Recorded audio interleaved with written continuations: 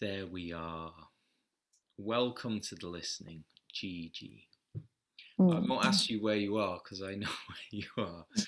You're in the next room. Oh, I thought we were going to play a game of guess where I am. uh, there we are. I blew it.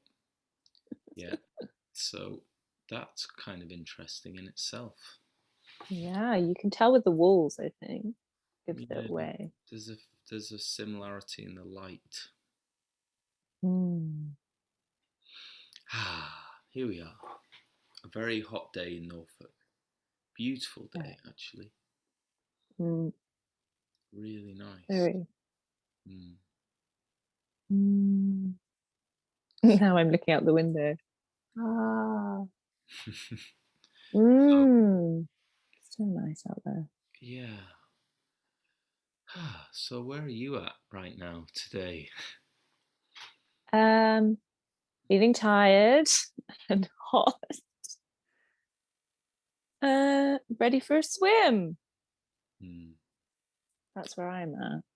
Yeah. What I'm feeling. It's coming after we chat and share. Yeah, swim in the river Mm. this evening. That's gonna be good. And picnic. The I'm picnic. telling all our secrets now. Yeah, that's what we're gonna do afterwards. That's what we love to do. That's our favorite thing. I mean, that's what makes living in Norfolk so special, is that there are all these places that we can go and get out in nature and be, immersed in either water or woods or sand or whatever it is. We have such an array of options here, don't we? Which is such a gift. And then from here, it's not much further than like 10 or 15 minutes, is it, to anywhere that we can get into water or really connected. Yeah, 10. I think it's about 10 minutes to the river, and about 25 minutes to the sea, Mm. which is amazing. Yeah, I think we talked earlier about this, the wealth of where we live. Mm. We're already wealthy just because we're here in this very beautiful part of England, where Mm. the landscape is so pretty, and the local architecture, the vernacular architecture, the flint and the red brick and the pan tiles makes for Mm. very pretty villages as well. It feels very like France or Italy sometimes when the Mm. light's right here. It's got a very European feel sometimes, I think. Mm. Very beautiful place. Definitely today. Mm. And it's quite dry. And yeah, the fact that you drive through one after the other, after the other, after the other, a beautiful village. Just, yeah, it feels like you're on holiday most of the time living in North Norfolk. A special place. If only it were true that we were on holiday. I mean, all, We can but it, choose that. yeah, I know what you mean. I do know what you mean. There's a kind of sense of pleasure and excitement of just from looking at the surroundings that makes me Mm. think of being on holiday. There's a sort of Mm. quality of light that does make me feel like, oh, I could be in the Mediterranean right now. Mm. Yeah, very beautiful. Mm. Soothing. I really like the dry as well. I know it can be a problem for growing things to drought, but there's something really pleasurable about the dryness. I think because I spent the first 20 years of my life in Manchester, which was very wet, Mm. lifetime of rain Yeah. before I moved to London and then here. So I'm still, even now, and I've been here for nearly 20 years, I'm I'm still enjoying the novelty of dryness.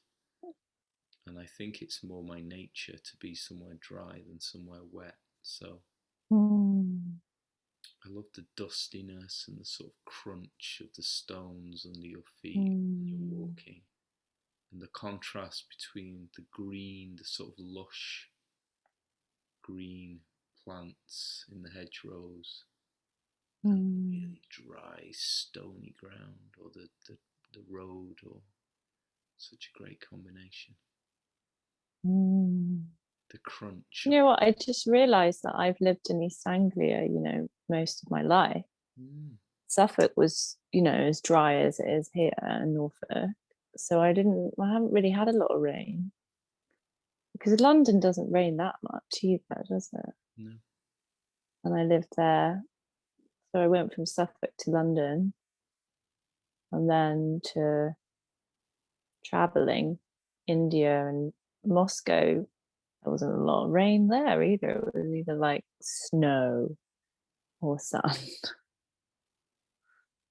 It's interesting to hear you say that, because obviously traveling down to like the West Country and Cornwall, suddenly really noticed the difference. There's so much more rain, and it's so much more, there's that damp that we talk about in Devon. It's all damp, and there are lots of kind of like mushrooms and moss, and it's just like a completely different environment. And this country just has such an array of different textures and just complete different feelings, really, really different feelings being in different places. And here I do really appreciate actually how it's a bit of a micro climate, that we get a lot of sun compared to a lot of other places. On the top, on the north coast as well, because of the sea, there is that affects the climate too. It is. There is an amazing range of feelings and climates just within Britain. The geology, obviously, the rock of the West Country and Cornwall and Cumbria and Wales, all that west side that's very damp and wet and very rocky, and as you go further north, very ancient rock as well. And then there's something about the chalk and the clay and the flint here that it's lighter, because I guess it's geologically more recent, a lot more recent. Maybe that's something to do with this feeling of lightness that this place has, even though strangely it's probably the most ancient in terms of people living here, because obviously when the Ice Age ended, East Anglia was the first place, and perhaps down in Kent where people arrived. So the oldest kind of inhabitants post-glacial are in this part of the world. So but that's only recent in geological terms. So the land itself feels both humanly old but geologically new. Whereas you go over to the west of the country, and the power and the ancient feeling of the rock is so different. And the sea as well. Our sea, North Sea, is so different from the Atlantic. That kind of, you really feel the tropics, don't you, down there? That influence of the Gulf Stream, and the sea's got that blue quality that you don't, or you rarely get that in Norfolk. Occasionally it becomes quite clear, but it's never like it is down there. I always think of the North Sea as being grey or muddy, a kind of muddy brown colour. Yeah. Well, it's so soothing to talk about nature. Yeah, we might just fall asleep. I know, I feel like it's like lullaby. Very soothing, very, very grounding, but that's a lot of what, well, we both do, isn't it? This connection back in with nature, and Mm.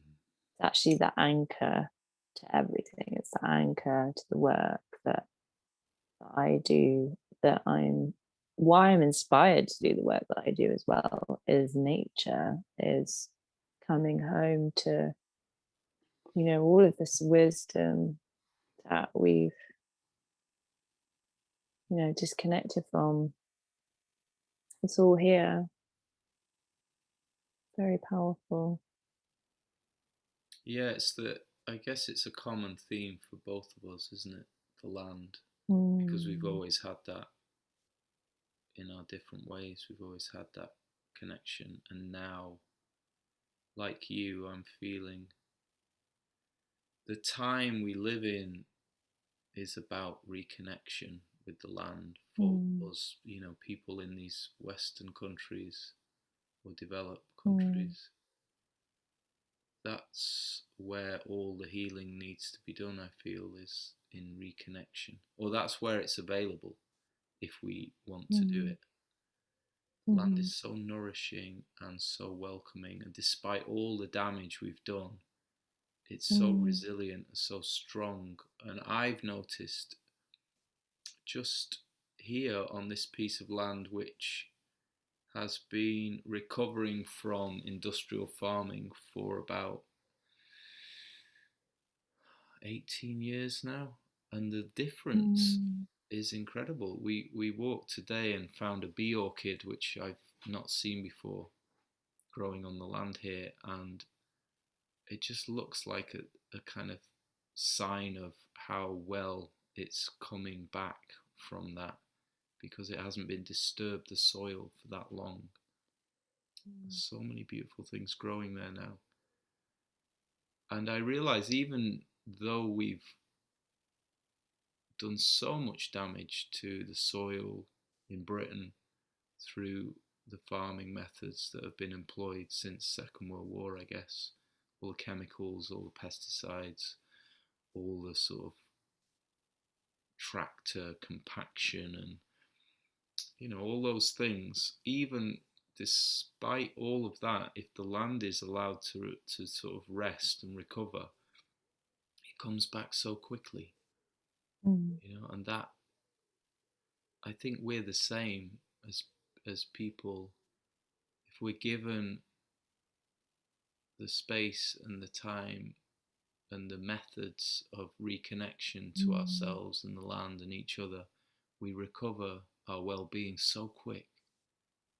All of it's like becoming aligned again with nature instead of mm, fighting it is so nourishing and relieving and soothing. All those mm, ailments, all the stress, all the worry, anxiety, all the cancers, and all the things that plague us come from a dysfunctional relationship with land. That's what I'm seeing. mm, mhm, And as soon as we drop back into that through our bodies, which is where we need to kind of, hearts and bodies show us the way back to the land. And as soon as we do that, it's mm, such a good thing. And I mm, feel like this latter part of my life now is about sharing the experiences I've had, and hopefully making a space here where other people can experience their connection and remember mm, their connection with the living land. That's my aim, really. mm, Yeah, mm, yeah, so simple and so deep and so nourishing. mm,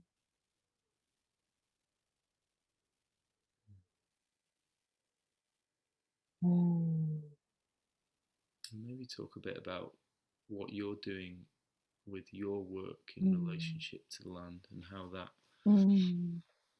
how that's developing now, and where you Yeah, with that. it really is about the body for me. And as women, I facilitate work for women getting into their bodies again. And the body is a reflection of the land. We are the land, our bodies are part of that, and remembering that. And And that's really what I support women to do, is really come back into their bodies. And personally, I've, in my life, really suffered from sexual oppression, and I've really found that working on this sexual energy of our life force energy is how we can reclaim, all parts of ourselves. And sexual healing is how I kind of term what I do. For women, it's about reclaiming their energy through the body, through embodying their emotions, because emotions are energy in motion. So it's about reclaiming your energy in all ways. And for such a long time, we've been told that we can't express our emotions, that we can't outwardly express anger or grief. There's been this real kind of silencing of a lot of our emotions as a society, and what we've been told is acceptable.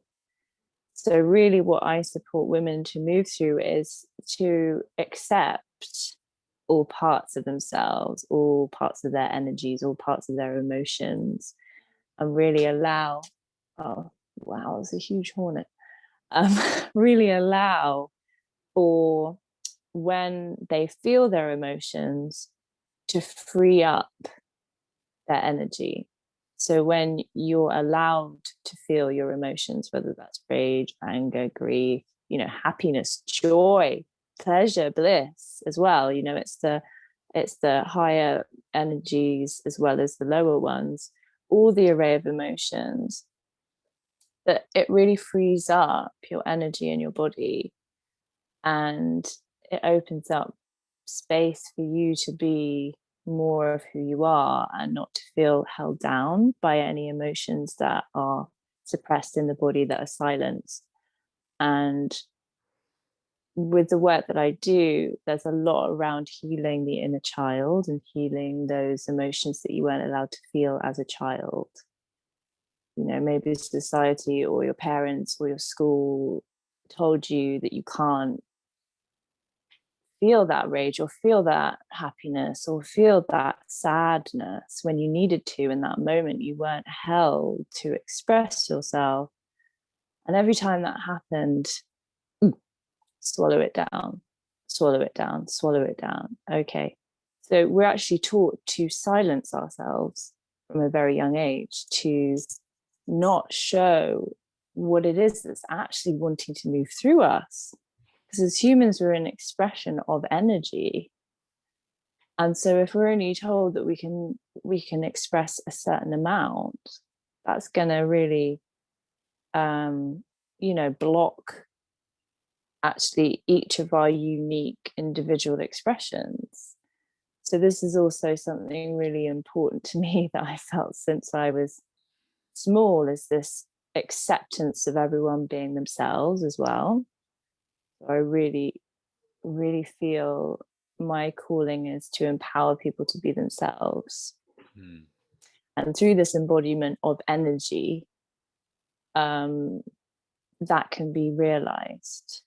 You can reconnect with parts of yourself that maybe you've forgotten, through allowing these energies to come through.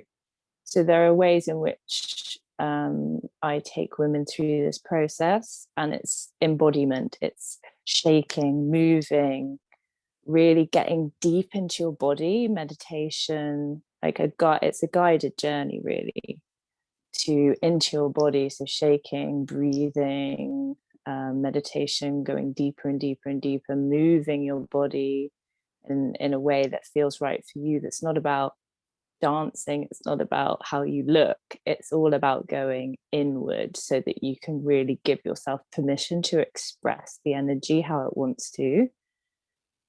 So it's very new for a lot of people, because we're so used to seeking some kind of approval or validation outside of ourselves. Is this okay? Does this look okay? is this going to be okay for other people as well that I'm doing this? So what I take women through is the kind of reclamation of that fullness of themselves, that they can say yes to themselves without needing anyone else telling them that's okay. And when you journey deeper and deeper and deeper into your own body and feeling your energy, you start to really know what it's like to own your energy and own your body again, instead of needing that always that external validation or someone else's opinion, because we've also been taught that other people's opinions matter, and that we all need to fit in a certain way. So it's very deep work. It's very physical work as well, and it can help from all sorts of things, or kind of traumas, or sexual trauma, or even sexual abuse.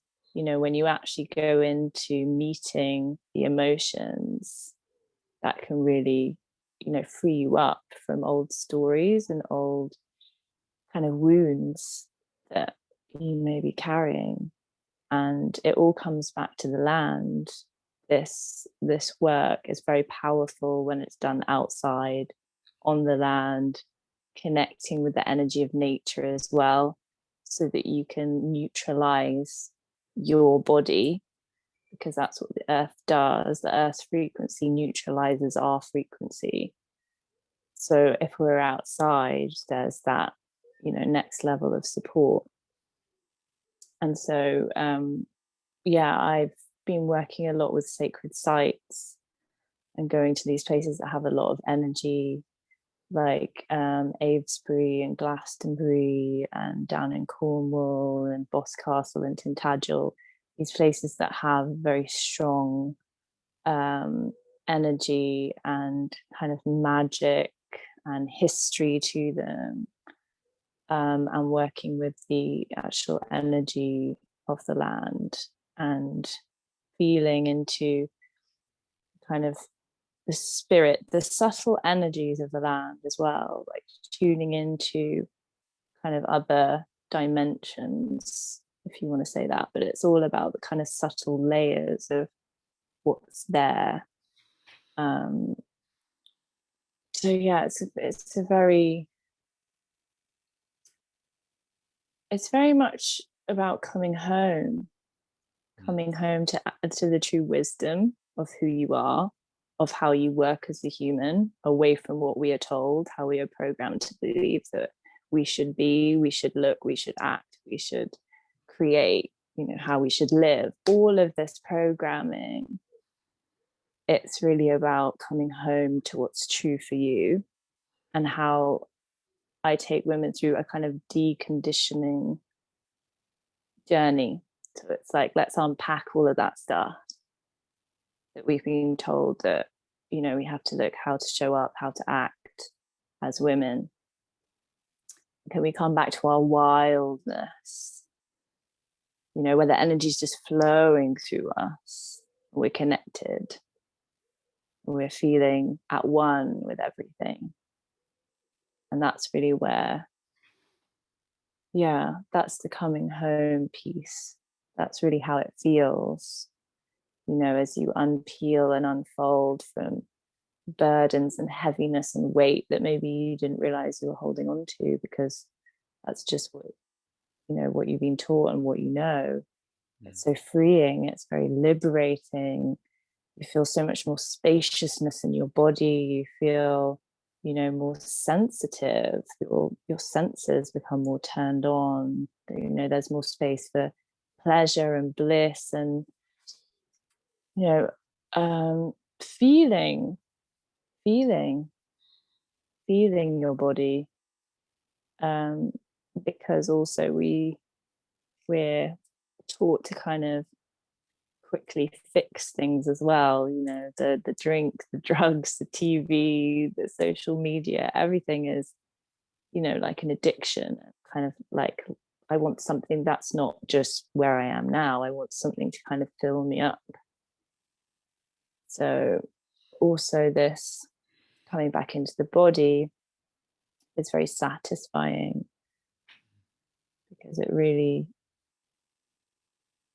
yeah, brings you back into your power, into your center, into, knowing more about who you are, away from these things that are like, sweets and candy. Look at this, come and have some of this, come and have some of this. So it's very, yeah, it's a very very grounding and freeing experience coming home.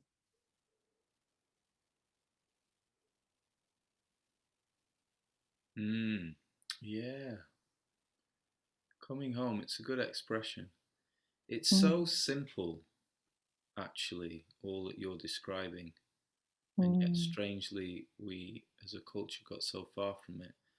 And it's so powerful mm, for people to hear and also to mm, experience, because when you're feeling right in yourself, you're you're so strong, you're so healthy, you're mm, so right in that moment. You can do anything from that position. mhm, Whatever you're facing, whatever the challenges or difficulties, you have capacity to face them.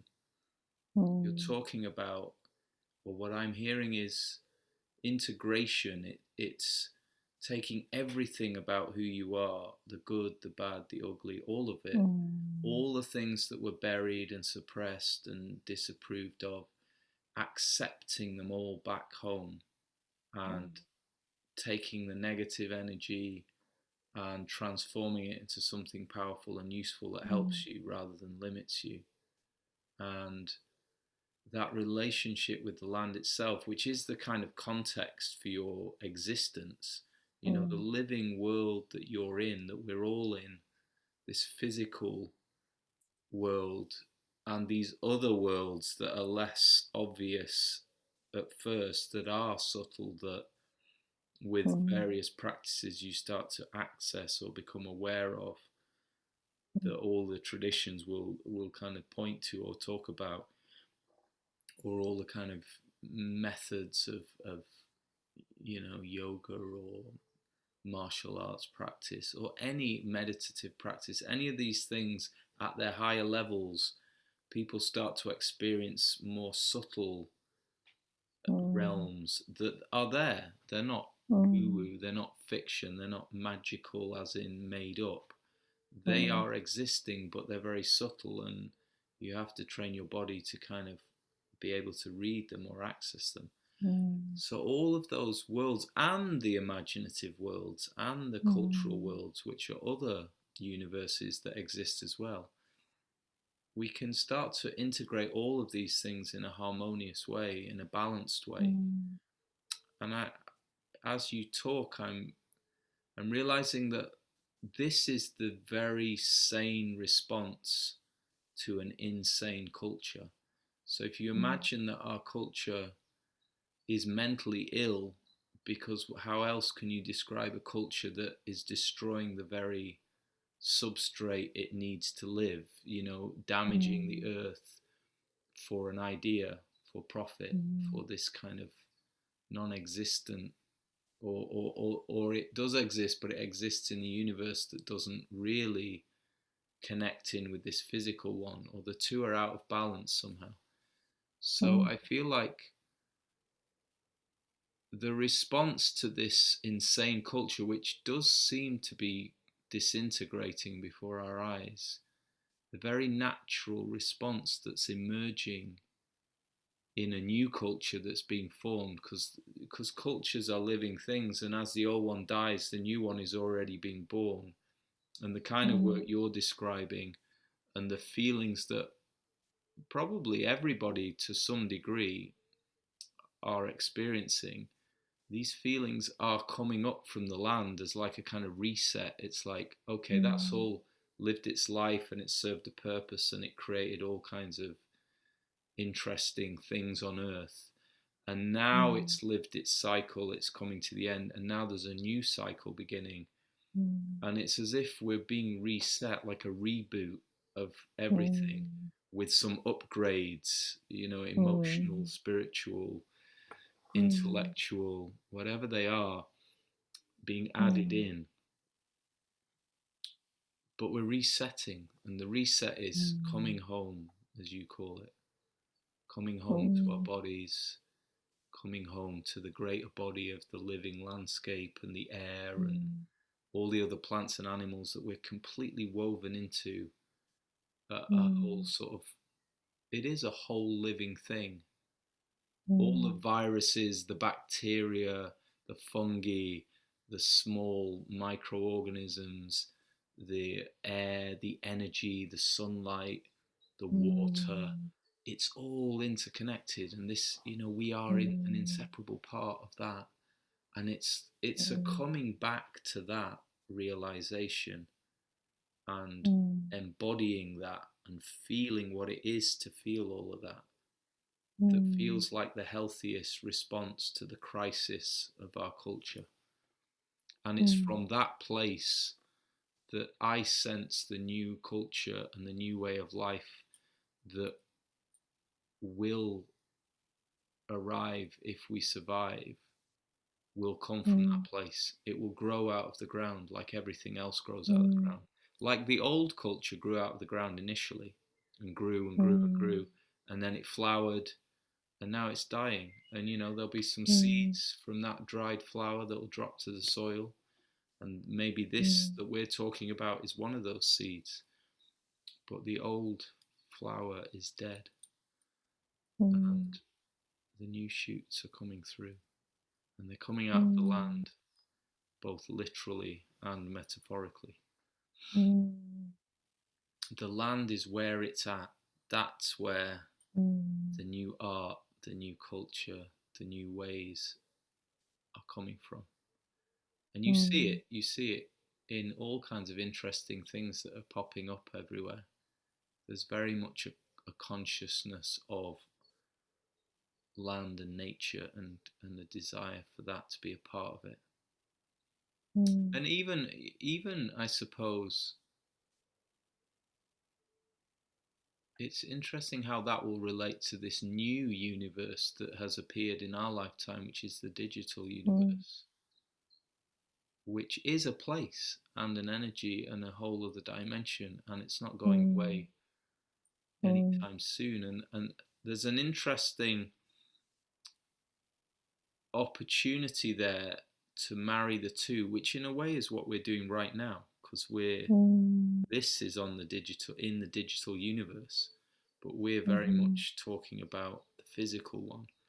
And I'm quite mhm, interested in how those two can cross over, because I know on mm, calls like this we're connecting in the digital realm, but we can have shared mm, physical experiences and feelings as mm, we talk.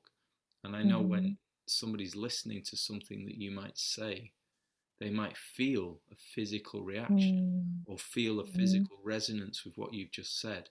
mm, So there's this wonderful interface between the digital and the physical. mm, And it's a massive tool. It's a great and mm, powerful tool, as we talked about earlier today about social media, like sharing mm, the life experiences and the beauty of where you live, and mm, creating art from your everyday life and sharing that and communicating the actual real tangible energy of where you live through this mm, medium, which then mm, can be received by someone completely in a different place, but they can feel what you're mm, feeling and get a mm, sense of that place.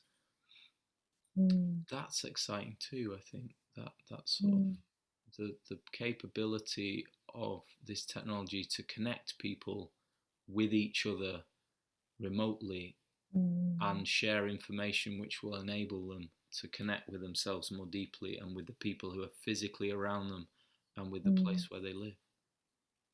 Yeah, it's all vibrational, isn't it? It's showing us actually how we are vibrational beings that can still have a shared experience over this. And it's not as kind of physical and dense as we think. That's part of us, but that's not all of us. So we are vibrational made of energy, you know, we're cells, we're atoms that are just moving, you know, all the time. We just can't see that because we can just see the physical.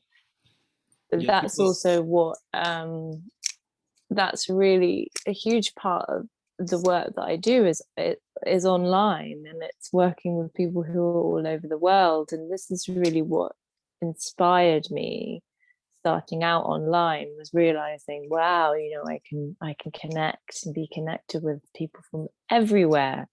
And that feeling of like closeness, because we are on the same, you know, we're on the same planet. And that, it really excites me, you know, that we can be connected and kind of like sharing things from all over the world. And I feel like that this work that, you know, is embodiment, is about being in your body. But I work with people who are online who receive the physicality because they're doing it in their body. But we are sharing the energy, we are sharing the frequency, we are sharing the vibration. And it's really inspired me, the fact that, you know, we don't have to be in the physical, and these healings, these, you know, ceremonies, these sessions that I do with groups of people, it just works. And, you know, even with the sound, even with the voice, even with whatever's coming through, it's all felt, you know, it's energy that's felt. And when you're in a space of receiving as well, when you're open, which is why, you know, meditation is so important, to go inwards, you let go of your mind and you drop into your heart so that you are open to receiving the energy. That's where it's really powerful, because that's where you can receive any kind of information, is when you're in that state of letting go of your mind. And then that really shows you, actually, wow, anything's possible if I let go of my mind and I sink deeper into my body, into my energy. Actually, I'm not just a brain, I'm not just a head, I'm not just my thoughts. And yeah, that's really, really powerful. And that's what I, yeah, facilitate for other women, is remembering that, you know, to shift your brain and to change your beliefs and to change, you know, your thoughts. You can do that, and you're much more than that. And yeah, it's quite beautiful to see what happens when we come together in this way, in this kind of tribal way. Because I work with groups of women, it's a sisterhood, it's a space where we come and we really share in everything. And as you said earlier, really the mantra that I use with this work is all parts of you is welcome. So within this container of sacred sisterhood, there's nothing that you can't share.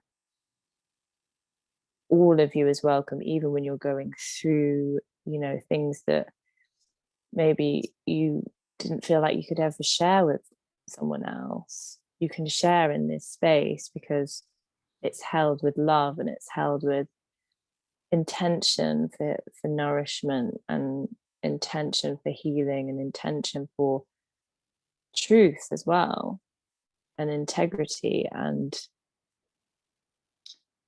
this is what we're also remembering, is the power of this circle, of the sacred circle. Either it was around a fireplace with your community, or around a fire with your family. The sacred circle is ancient, and being able to sit within that and really feel the holding of that circle.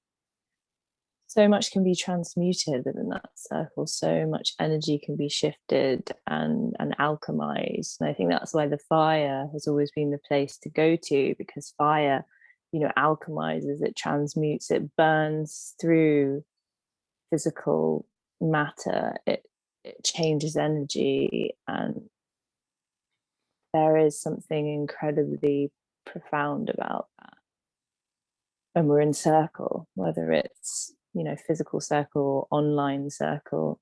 we are moving energy together, we are shifting things together. And that's why working as a group can shift things a lot quicker than if you're doing it on your own, because you have this sense of like people are moving with you, and you're also seeing, you know, when you work with another person, one or more people, you are essentially, you have a lot of mirrors so that you can see yourself clearer to someone else, with the reflection of another person, or however many people there are in the space with you. And that also inspires me that we can move through things a lot quicker together. And especially if we're coming with our deepest fears, because when we come with our deepest fears and we're able to share them, it's amazing how quickly they dissolve and they lose power over you. You know, that fear inside you that said, oh no, I can't share that, or oh no, people won't understand me, they won't accept me, you know, all these deeper fears, these deeper energies of guilt and shame, those really crippling emotions.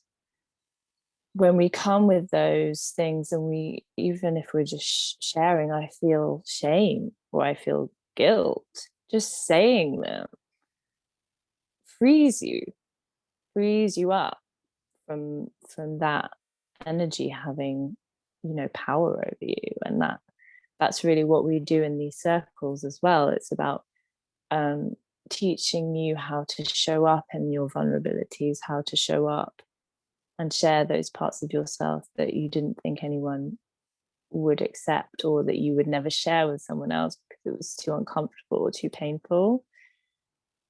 Practicing more and more sharing it's really special to see how it's like, you know, the egg cracks open, and the women just become more and more, you know, themselves and open, and it is simple. It's really simple. It's ancient wisdom that we've just forgotten about. Our ancestors used the sacred circle, the fire, to transmute energies in the community. If anyone had a problem, you know, it was always spoken about around the fire.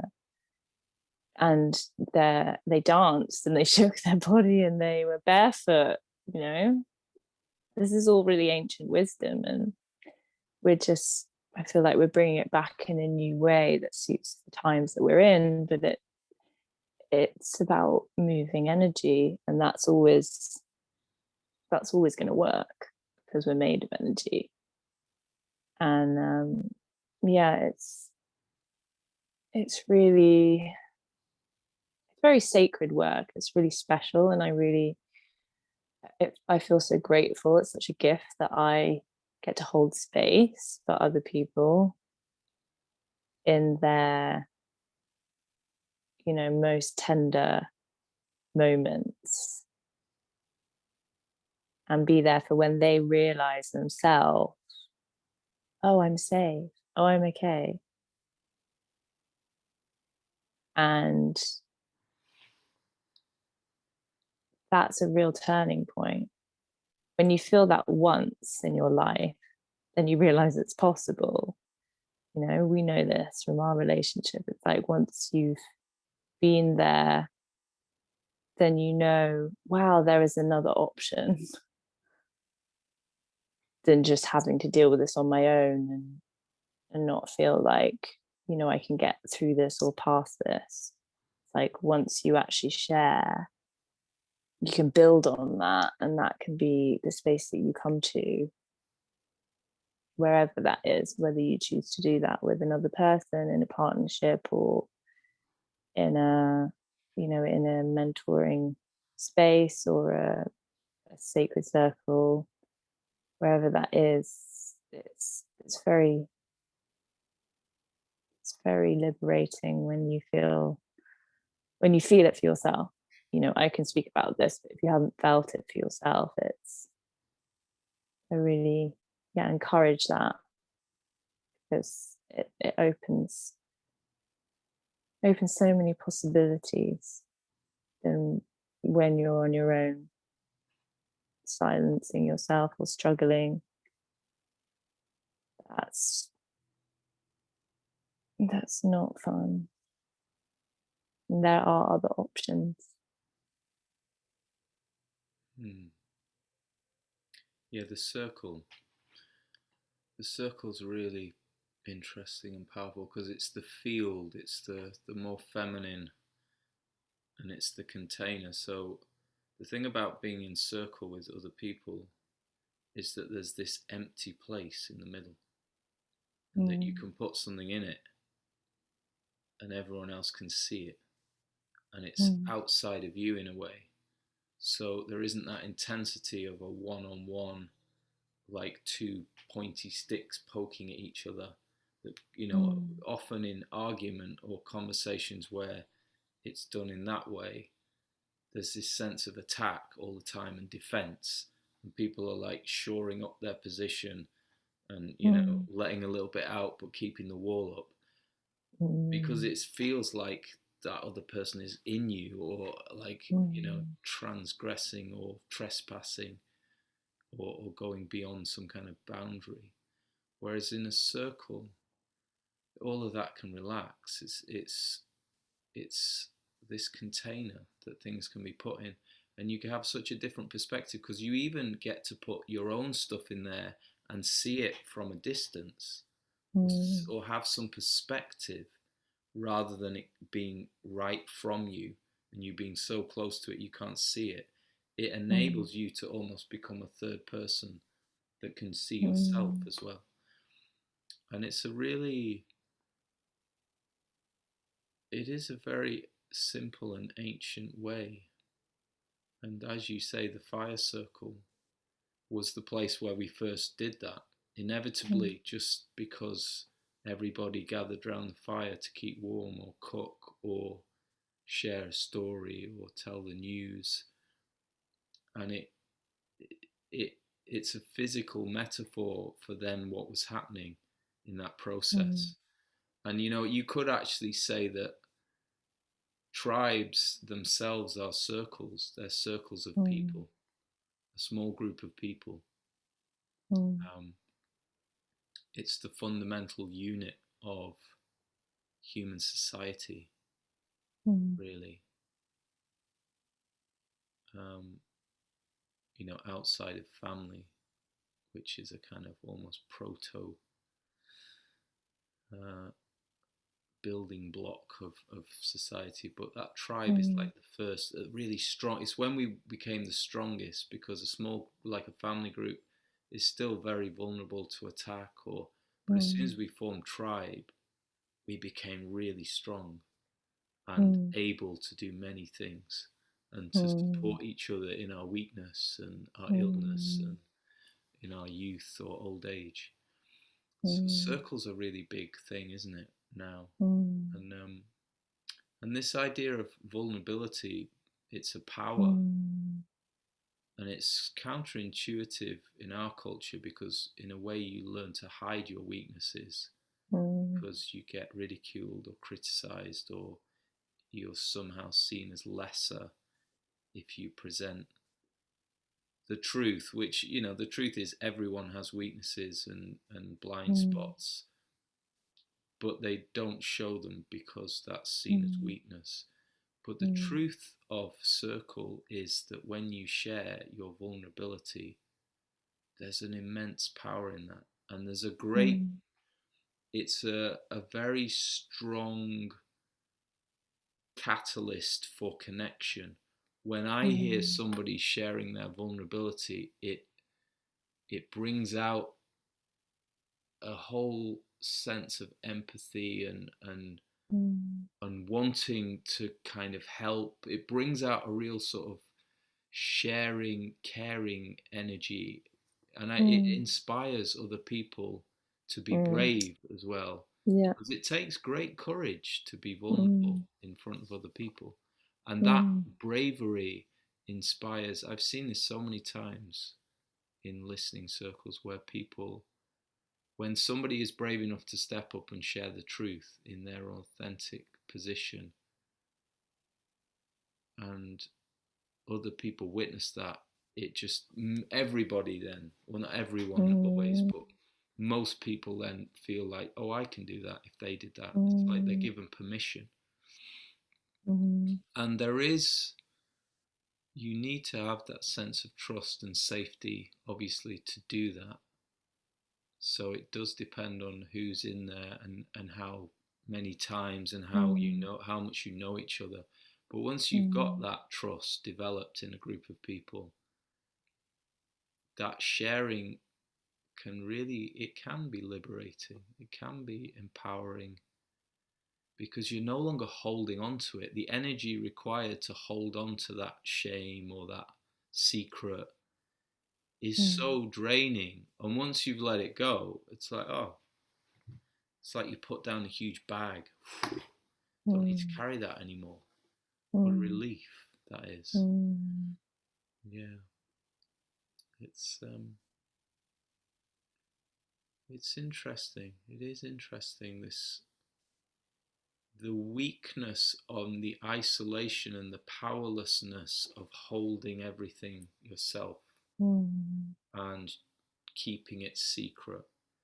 And the irony is, of course, that most people know your weaknesses and all of that because it's visible in the way you behave or live. But you have this maybe distorted image that they don't know that about you, or but of course it is demonstrated in our behaviors, in our projections and our quirky little habits. So we're only kidding ourselves that people don't know it anyway, because they, even if it's unconscious, they kind of feel something or sense something, or there's an awkwardness. Yeah, there's so much release in all that we're talking about, and a letting go and a putting down. It's an exhale, isn't it? Giving yourself up into the arms of the land, like you're a baby being held by the mother. It's yeah, great thing. it is. And also, what came up was talking to sexual healing as a term, which seems to kind of confuse people, I think, in terms of what that means, because sexual energy is actually your creative energy. It's your life force energy. It's the energy that flows through you. There's something around that being distorted in the world that we've been living in, that it's shamed, that anything with sexual, as dirty, as wrong, as, something to just like push down, which is interesting, because our beings, as we are, living in this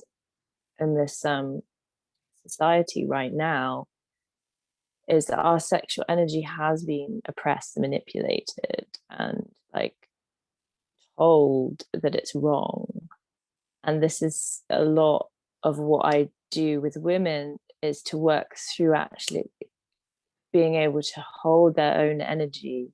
That's what sexual healing really is maybe you've been suppressing your sexual energy and living your life in a way that maybe pleases others or pleases a system or an idea, and not allowing yourself to feel the full extent of your energy, to to feel that kind of full release of your sexual energy, that the full embodiment of your sexual energy, because there has been a lot of shaming around what is acceptable, women and men, not just women.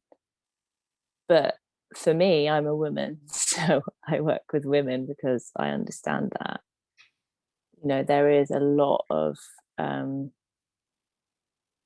ideas around what we should be doing, and when you reconnect with your sexual energy, which is your essence, which is your life force, you decide, you decide what you want to express, how that wants to look, who you are, and we're always changing as well.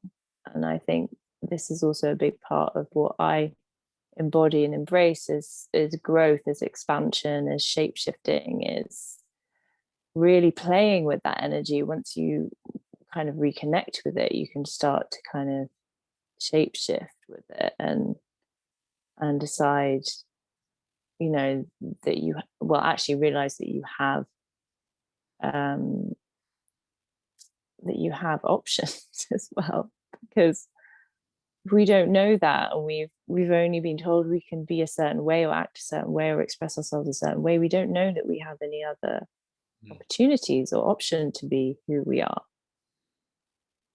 So the sexual healing part is really, coming back to feeling your energy, allowing, parts of your body. There's a lot around the womb with women that has been trapped or suppressed or manipulated.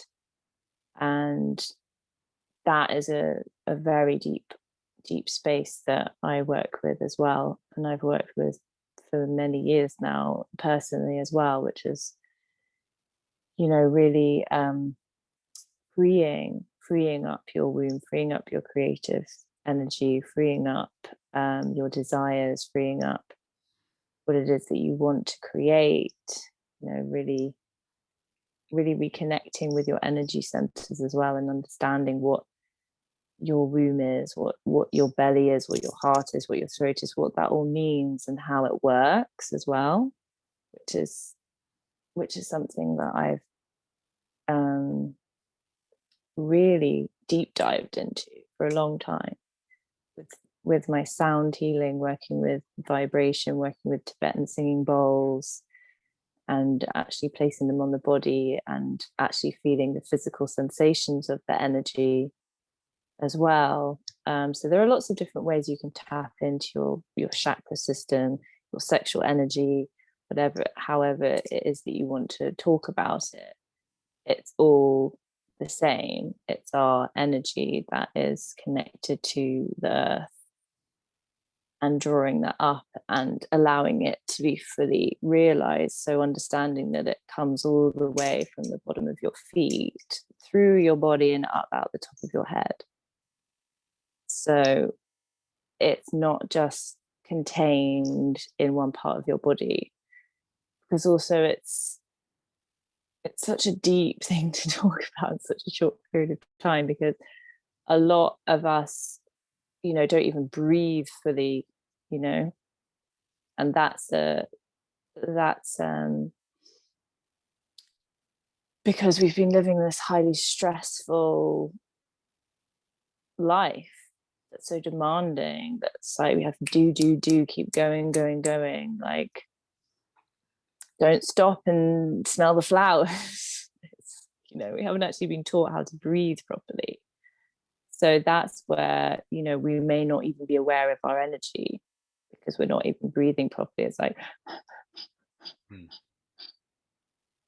and when we actually learn to breathe properly, which is probably the first thing that I did coming to this work, was like,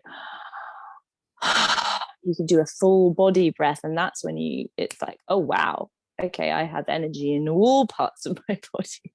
When you start to actually feel the fullness of your breath, because your breath is, how you feel your energy moving through you. And that's a really enlightening moment when you realize that you can breathe in every part of your body, that the breath moves around every cell of your body, and not just like on this shallow kind of fighting, almost, struggling energy, which is what we've been taught. This is how life is, and you have to operate like this, otherwise you won't get anything done, or you won't get anywhere, and you won't get the house, you won't get the job, you won't get the family, all of this like system that we've been kind of funneled into. That's kind of how I see it, like since birth. It's like out you go into the funnel, Now you have to do this, this, this, this, this.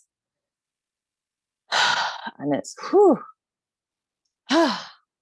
it's choosing to come out of that funnel and exploring what's outside of that funnel, and like, wow, I'm this body and I'm in this energy and I'm this expression, and there's so much more to life than just that way of living. And you know, it's a very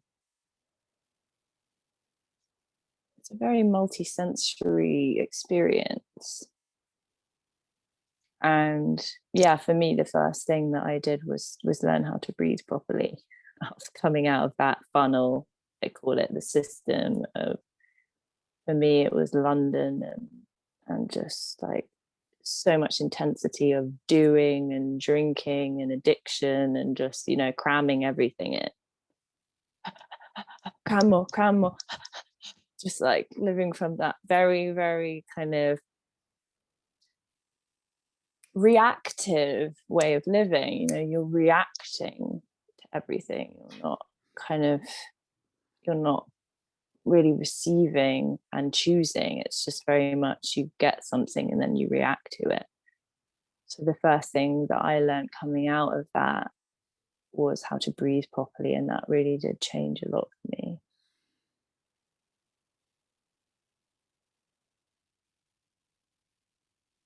It's a very full journey. It's kind of hard for me to just pick a few things to say, but if anyone wants to ask any questions, you know, you can do that and message me, because it's just, yeah, I mean, it's huge. It's a big thing, especially if you're still living in that way of like highly stressed and just doing and acting from a place of well, this is what I have to do. It's yeah, it's a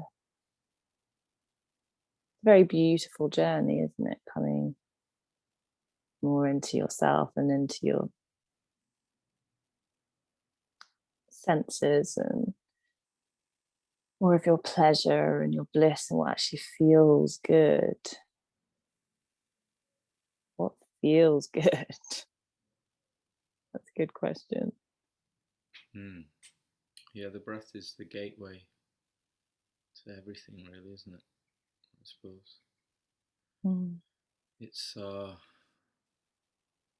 the constant connection to life. Yeah. That's happening all the time. And the quality of that breath determines so much of your experience of being alive. Yeah. It's the thread, the golden thread at the center of everything. And it is the connection between heaven and earth, the physical and the spiritual, the physical and the energetic.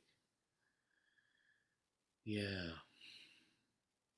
Of course, nobody teaches you how to breathe. As a baby, you breathe completely naturally and correctly.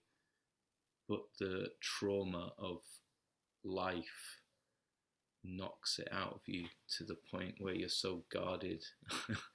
And, you know, because it is sort of fight or flight experiences that eventually close down. And probably the root of most, if not all, illness that isn't, you know, poisoning or toxicity in the environment comes from holding on to traumas, to experiences, to emotions, and not breathing properly, not allowing the energy of the body to fully flow and move. So anywhere where we hold or tense, we're sort of blocking the flow of that energy, aren't we? And that's where problems start, and they develop. Like persistent habitual blockages create disease. Yeah.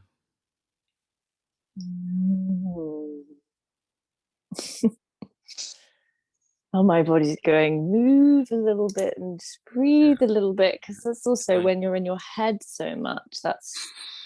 That's really why we're disconnected from our bodies, and that's why we have been disconnected from our bodies, because we've been programmed that our brain is like queen and king of our lives, and that we should just listen to that. So there's not really been that, awareness of our body, unless you do a lot of sport, which is, great from an early age. Not everyone does. Let's pause for a moment so we can both move. Yeah. There we are. Had a little bit of movement, but we probably need some more because we're done talking, right? For now. Yeah. Wow. Really am. Yeah, I thought it would be a good idea if we ended with doing a bit about what I've been sharing about the embodiment of actually feeling into your body, actually feeling that energy moving, because when we do this, we reset our bodies. You start by feeling the ground. You can just breathe. Really feeling that expansion of breath moving from the bottom of your feet all the way up your legs and into your body.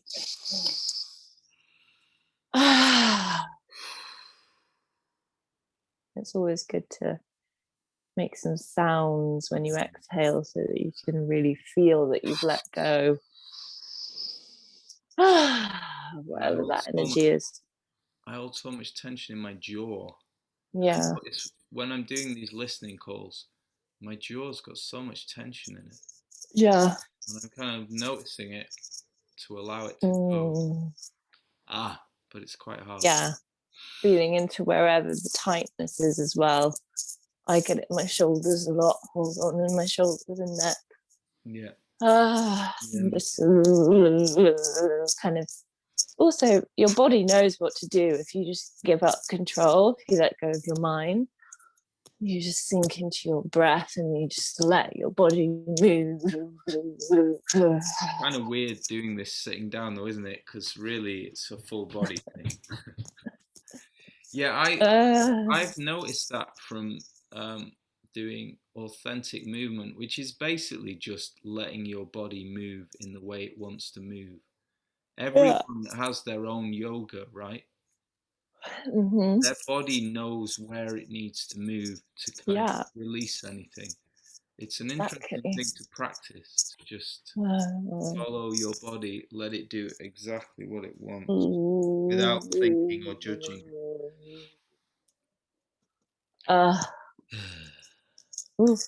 I'm feeling the swim, the call of the river.